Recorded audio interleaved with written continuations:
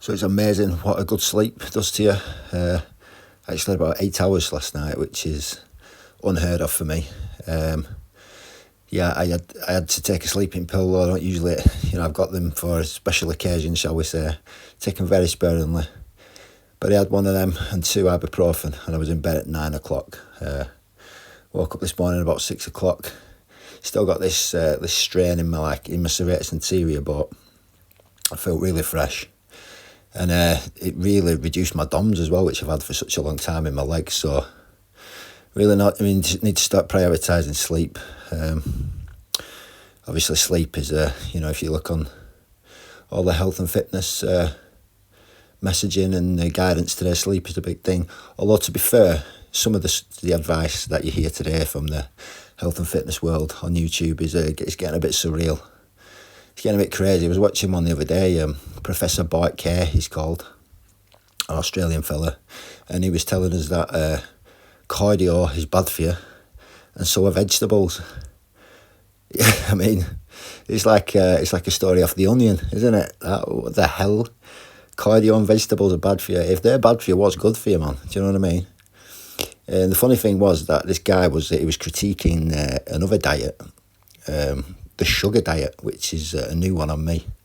Apparently all you do is consume sugar all day, pretty much get all your calories from sugar.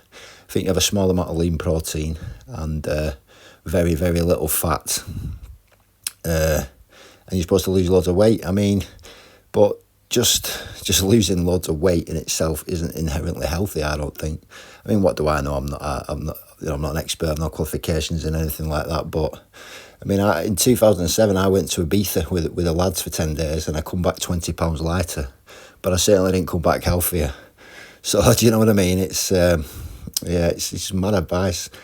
As well, from what I can gather from a lot of medical professionals, a lot of the time, being overweight isn't really the issue when it comes to a lot of metabolic health issues. It's being under-muscled. I mean, we all know, guys, I know people who, on first glance, they look overweight. You would say they were a bit overweight, but they've got good fitness, they've got good stamina, good cardio, and metabolically, they're very, very healthy. And this is usually because they've got a decent amount of muscle mass. Whereas on the flip side, you've got people like Professor Tim Noakes, who is one of the big advocates of the low-carb diet. He was a marathon runner, a vegetarian, a quote-unquote healthy BMI, and he was insulin resistant, got type 2 diabetes in his 50s. And this is from like a high-carb diet, obviously lots of vegetables, but a serious lack of protein in the diet. He had very, very low muscle mass. So it's a minefield, isn't it, the health thing? The more sensible kind of way of eating I've come across, it's not really a diet, it was from a guy called Ted Nyman, and it's called the PE diet. Basically, it's a protein to energy ratio.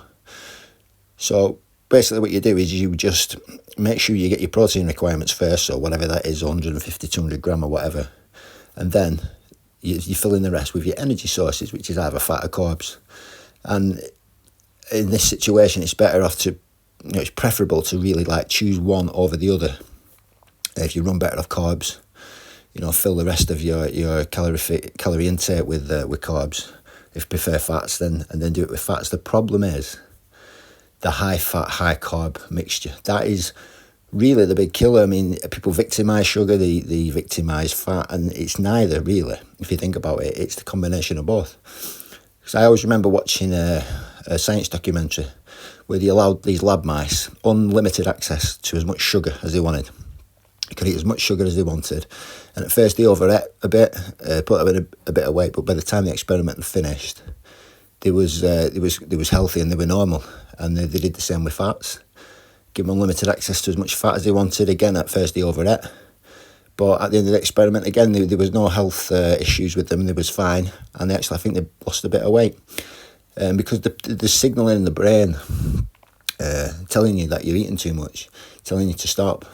But then what they did is they give them this combination, which was 50% sugar, 50% fat.